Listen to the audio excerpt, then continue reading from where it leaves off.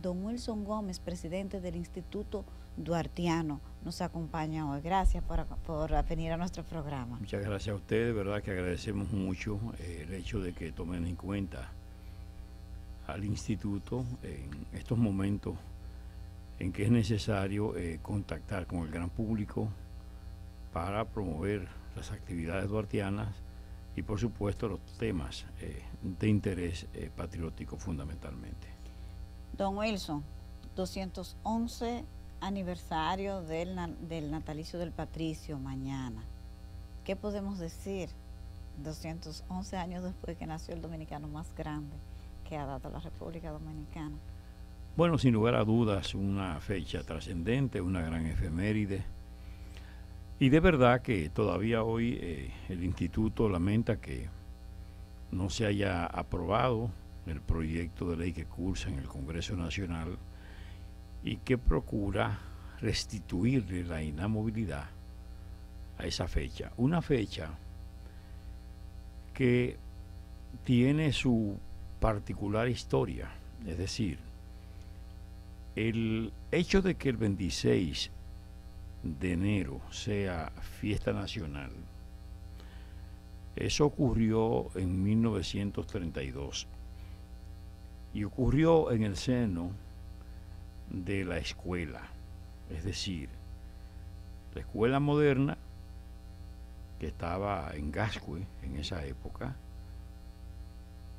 es epicentro de la decisión de solicitarle al Congreso que legislara para que el Día de Duarte fuera una fiesta nacional.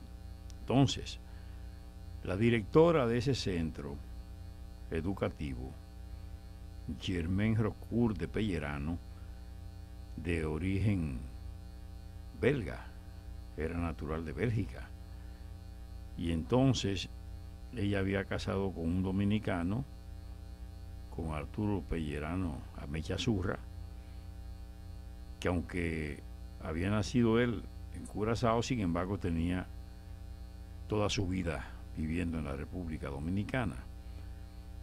Y entonces, de ese esfuerzo donde ella solicitó la firma de los estudiantes del plantel y su propia firma, bueno, de ahí surge una petición al Congreso, que debo decir que en esa época el Congreso tenía esa sensibilidad, es decir, la cuestión patriótica, lo que no ocurre hoy. Entonces ellos fueron realmente muy proclives, ¿verdad?, a corresponder, esos legisladores, a esa sentida solicitud. De ahí surgió una disposición legal en el mismo año 1932 y ya, como se aprobó en el 32, ya para enero del 33 ya se estaba celebrando como fiesta nacional el 26 de enero, día natal de Duarte. La pena fue que la profesora Germaine Rocourt de Pellerano, de la iniciativa, ¿verdad?, de esa celebración nacional, no llegó a ver ese acontecimiento, por cuanto ella falleció en el mismo año 1932, que fue una pena. Digo esto para resaltar la importancia, ¿verdad?, de esa fecha como fiesta nacional. Que después viene esta disposición legal inspirada en el turismo, fundamentalmente en el ocio, y entonces de alguna manera compromete el Día de Duarte y se separa la fecha natal de Duarte de la fiesta nacional.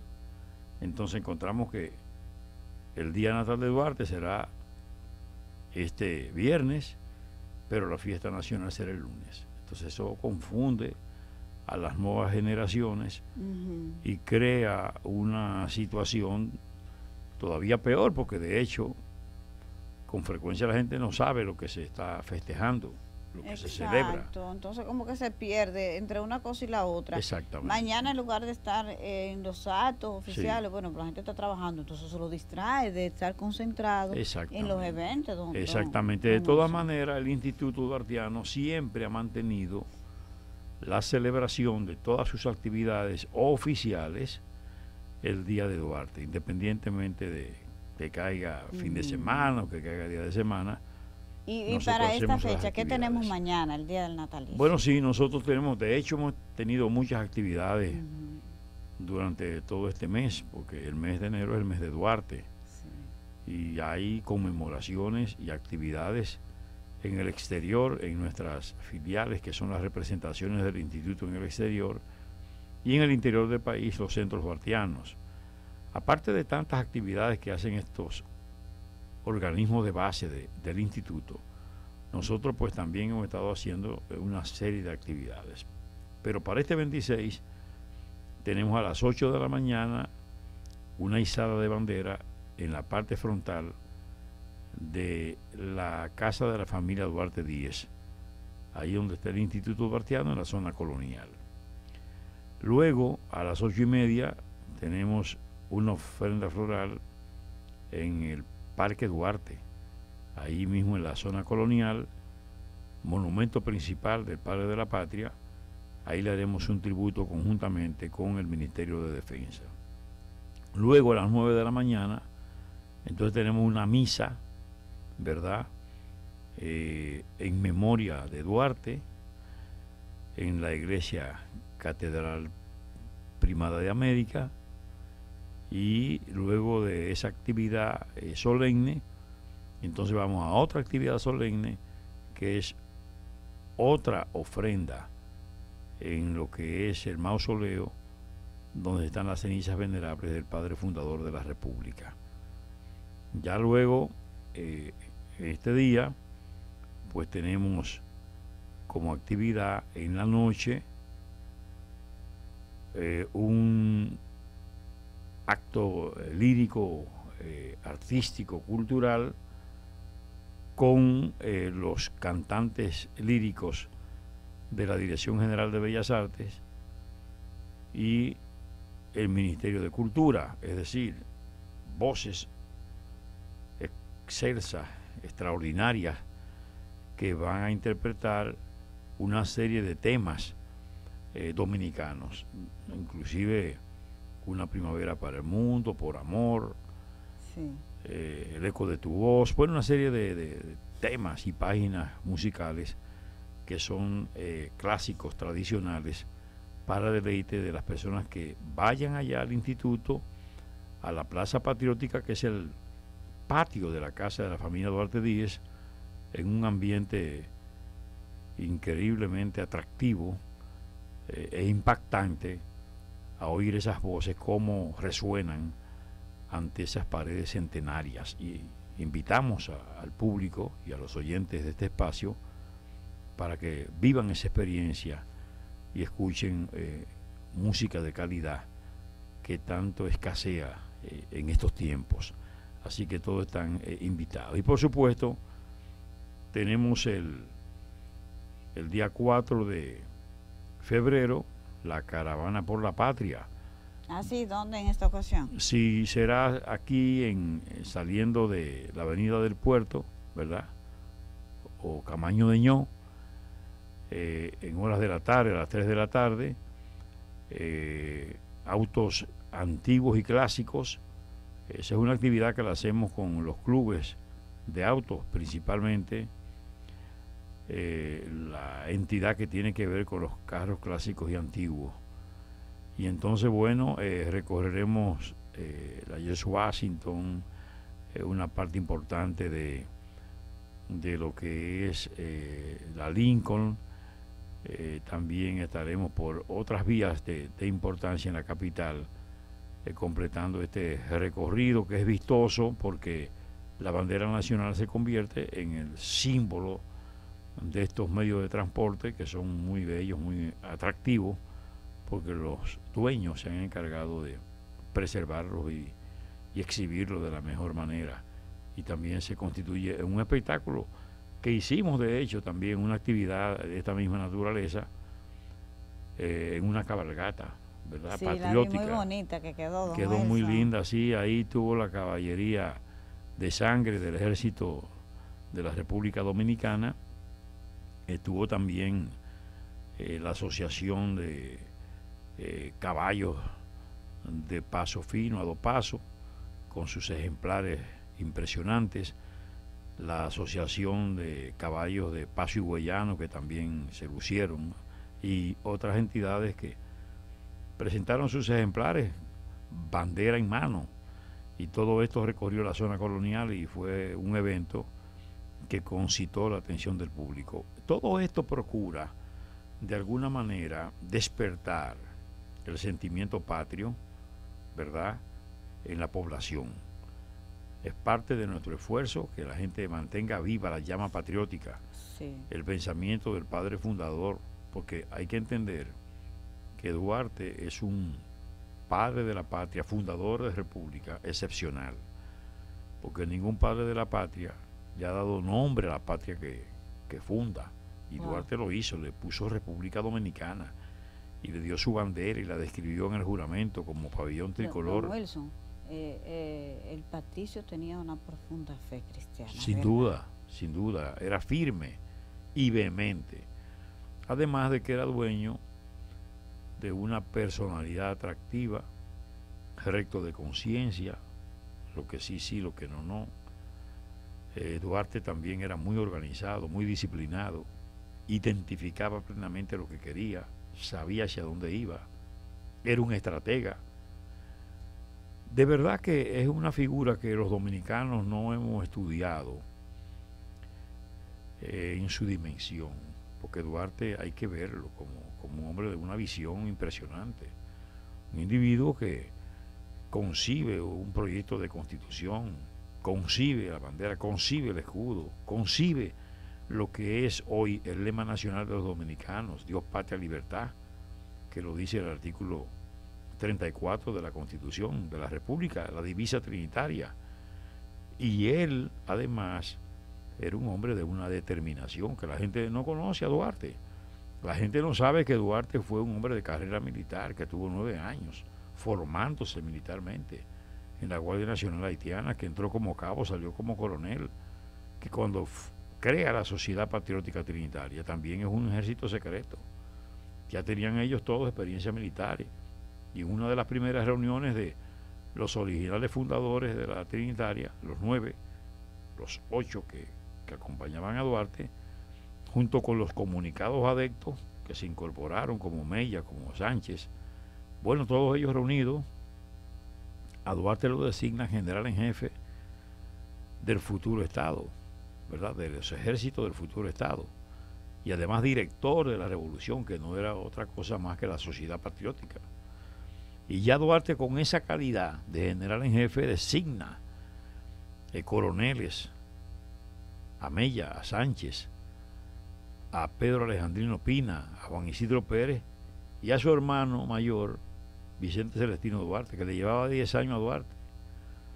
Hay que ver el liderazgo de Duarte, cuando él fue capaz de impactar a un hermano que era 10 años mayor que él, en una época donde Duarte tenía a los 25 años la fundación de la sociedad, pero Vicente Celestino tenía 35, ya era un envejeciente en la época, y sin embargo sigue el liderazgo de su hermano. Hay que entender que era un liderazgo fuerte, ¿no? Y entonces, bueno, pues ese Duarte, con esa visión y con esa entrega, los dominicanos y dominicanas tenemos que conocerlo, tenemos que tratarlo. Se ha dicho por ahí que se llama lo que se conoce, y ciertamente es así. Y hay un conocimiento, don Wilson, la figura al día de hoy, 200 años después de su natalicio, después del 178 aniversario de la independencia. Sí, ya vamos ya para el 180 aniversario. El 180 aniversario de la independencia. Uh-huh. Se promueve, se hace el suficiente esfuerzo para que esa figura de tanta trascendencia sea valorada en su justa dimensión, o usted cree que hace falta algo más todavía? Mire, es verdad que hemos progresado en los aprendizajes de la figura de Duarte, pero lo cierto es que falta mucho por conocer de él. Es decir, uno se sorprende cuando habla de Duarte que la gente desconoce facetas del padre de la patria. Es decir, cuando uno le dice a una gente, mire, Duarte comandó conjuntamente con Santana el ejército expedicionario del sur con asiento en Baní, y que fue precisamente en ocasión de comandar, adjunto a Santana, las tropas, que él entra en contradicción con Santana. Él es partidario de una ofensiva porque tenía la información de que los dominicanos estaban siendo hostigados, maltratados por los haitianos en Asua. Entonces le plantea a Santana la necesidad de una ofensiva. Se lo plantea 2 veces. Santana apela a tácticas dilatorias. Entonces Duarte se dirige a la Junta Central Gubernativa para que le autorice. Respuesta de la Junta Central Gubernativa: llamó a Duarte con su Estado Mayor a Santo Domingo, lo sacó del escenario de la acción militar. Ahí es que Duarte, que había recibido 1,000 pesos fuertes de la época, rinde cuenta, Sí. porque llega a gastar 173 pesos, trae los 800. Ese dato está en el diario de Rosa. Sí, claro, Ok, sí. de Rosa. Entonces él devuelve los 827 pesos a la Junta. Él procura que le den el descargo porque él pormenorizó los gastos, puño y letra. Y entonces efectivamente el secretario de la Junta lo descarga. Ese es un documento histórico de mucha trascendencia, porque es un documento que revela la honestidad, la transparencia, el sentido de responsabilidad, y además cómo realmente, sin que nadie ni nada le obligara, porque no había texto, no había disposición. Hoy la Constitución manda la rendición de cuentas, pero en esa época no había nada que determinara que había que rendir cuentas. Y Duarte, como un hombre consciente y que procura sembrar ejemplo, hace esa rendición, y ese documento está ahí como un emplazamiento al hombre público dominicano para que maneje con honestidad los recursos del Estado, pero además para que todo dominicano, no importa que esté en el ámbito privado, maneje bien los recursos ajenos. Don Wilson, a Duarte todo lo que le ocurrió después, declararlo traidor de la patria, tener que vivir fuera de su patria, la que fundó y amó, lo que más amó, y tener que vivir esa decepción tan grande, lo deprimió. Él vivió momentos depresivos importantes. Sí, mire, Duarte, sin embargo, fue un estoico. Duarte fue un hombre de me caigo pero me levanto. Se mantuvo firme, pese a todo eso, porque no es solo eso, no solo que fue a él, fue a la familia. Sí. Es que Pedro Santana, a los 4 días de haber asesinado a María Trinidad Sánchez, estamos hablando de nada más y nada menos que el 27 de febrero de 1845, un año, al año mismo del primer aniversario de la independencia, asesina a esta heroína, a María Trinidad Sánchez, a su sobrino, hijo de crianza, Andrés Sánchez, que era hermano de Francisco de Rosario Sánchez, y a 2 personas más. Las ejecuta. Y Rosa Duarte hace referencia a ese acontecimiento en su diario. Pero a los 4 días de haber hecho eso, Santana auspicia una comunicación a la familia Duarte Díez, a doña Manuela,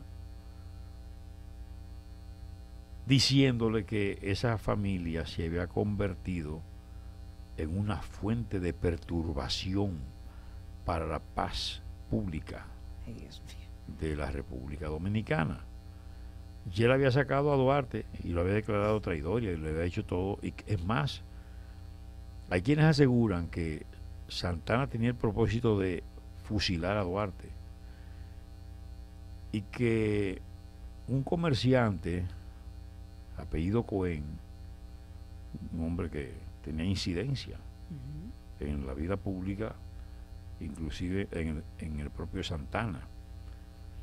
Es quien interviene, creo que Abraham Cohen es quien interviene para evitar que Duarte fuera fusilado. Pero no solo Duarte, Sánchez, Mella. Entonces, es así que se expulsa a Duarte del territorio nacional. Pero a doña Manuela le dice, este hombre, en esa comunicación, donde le da como motivo que es una fuente de perturbación la familia, que tienen que abandonar el territorio nacional a la mayor brevedad, y le manda un pasaporte colectivo para que abandonen el territorio nacional. Ellos tienen que vender a precio de vaca muerta sus propiedades, tienen que salir, porque es un hombre con una capacidad de represión y con una vocación para el crimen puesta en práctica y evidenciada. Y entonces esa familia vende todo rápidamente y se va del país. Duarte vive esa experiencia de ver a su madre llegar con todos sus hermanos y con los nietos que eran los hijos de Vicente Celestino Duarte, que fue el único de los Duarte Díez que tuvo hijos. Los demás no casaron, no tuvieron tampoco hijos. Entonces, Duarte, no obstante todo eso, él se mantiene firme en su posición.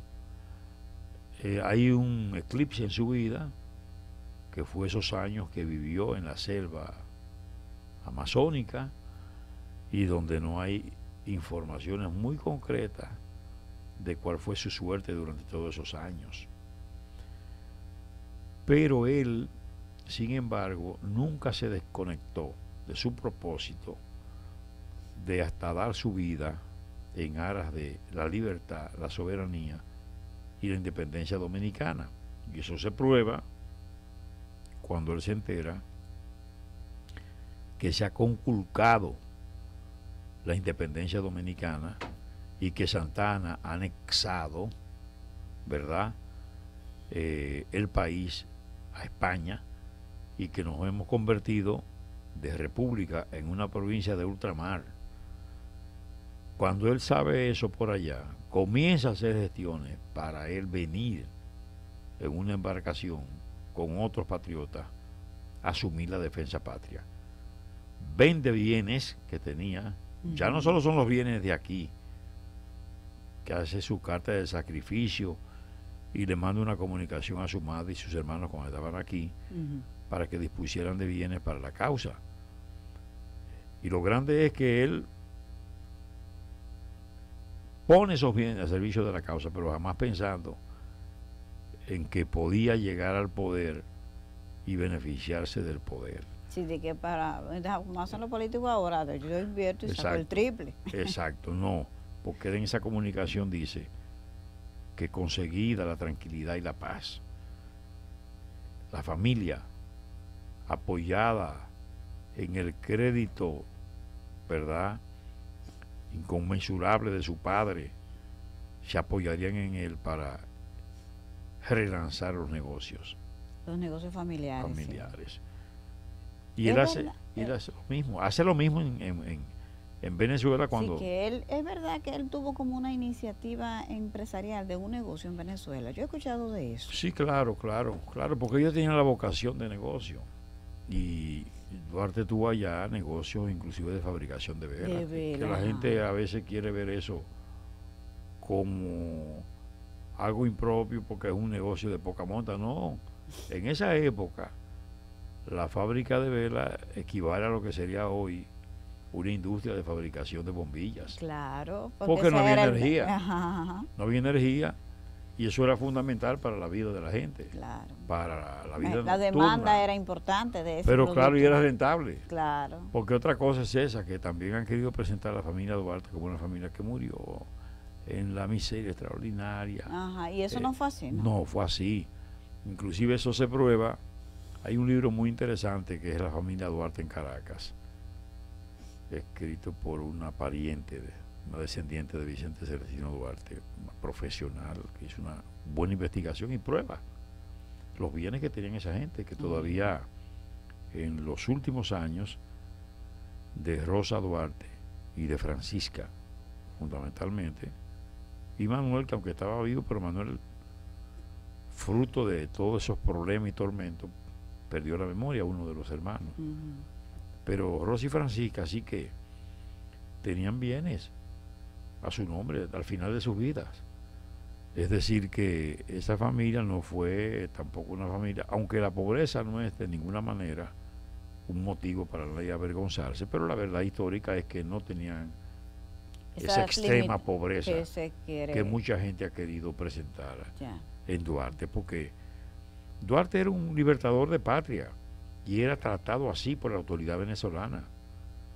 Y Duarte era un hombre que intermediaba para ayudar a dominicanos de la época que tenían algún tipo de dificultad y conversaba con las autoridades y era oído. Sí. ¿Entiendes? Es decir, que era una figura. Sí, claro, de peso. Sí, era un hombre que es respetado y admirado allí. Claro. Entonces vivía inclusive en el centro de la ciudad, ¿no? En el centro no vivían de que de marginados, no. A una cuadra de la casa de Bolívar. Es decir, que esa gente tenían, ¿verdad?, sus medios, inclusive descendientes de Vicente Celestino, fueron hasta presidente de la República y presidente de la Suprema Corte de Justicia venezolana. Es decir, era una familia, fue una familia de alta incidencia en Venezuela. Sí. Y entonces, bueno, ese Duarte tenemos que verlo así, como un hombre firme en los principios, con una fe fuerte. Estoico. Sí, Duarte estaba convencido. ¿Y la enfermedad que todo finalmente lo mató? Bueno, fue la tisis pulmonar o la tuberculosis. Pero ya esa era una enfermedad de la época que aparecía, era contagiosa, altamente contagiosa. Y entonces él sufrió y vivió esa situación. De hecho, él siempre tenía esos problemas respiratorios. Tenía esas dificultades, siempre las tuvo. Pero él, sin embargo, nada de eso lo limitó. En su esfuerzo por estar en el campo de batalla. Por eso él vino. Después de la anexión, ¿verdad?, que ocurre en marzo de 1861, en 1864 Duarte viene. Él viene a la patria y quiere incorporarse y defender la patria.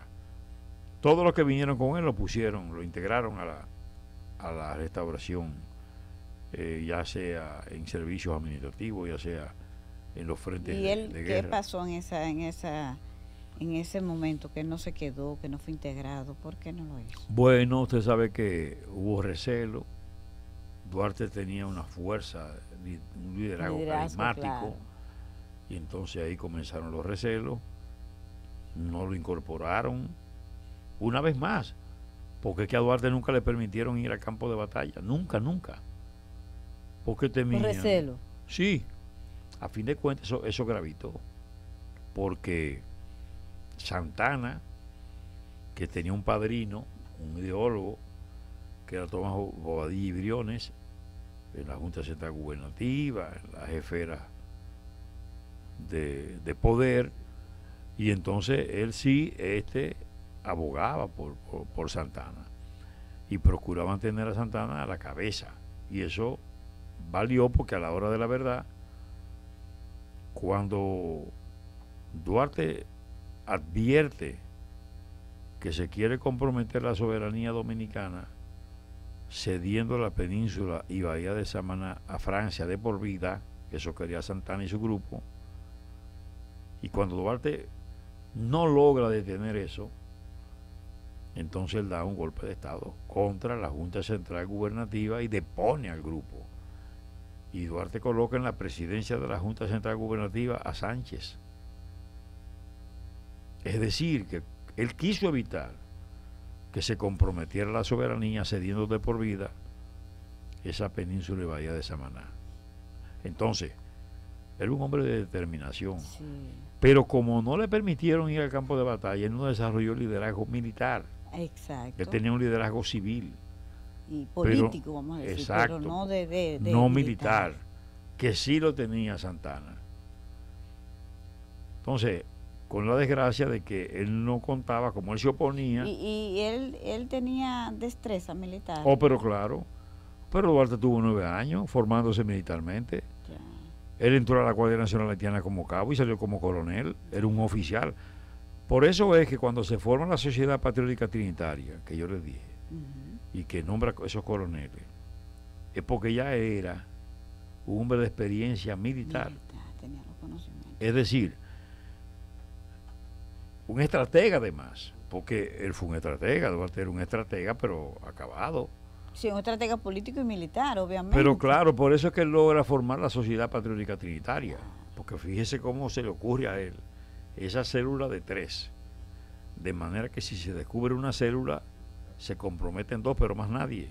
No quedan comprometidas el los grupo demás, completo. ¿entiendes? Sí, es genial. Exacto, y entonces además, en la sociedad secreta, ¿qué procura él? ¿Por qué se funda la sociedad secreta el 16 de julio de 1838? ¿Por qué en esa fecha?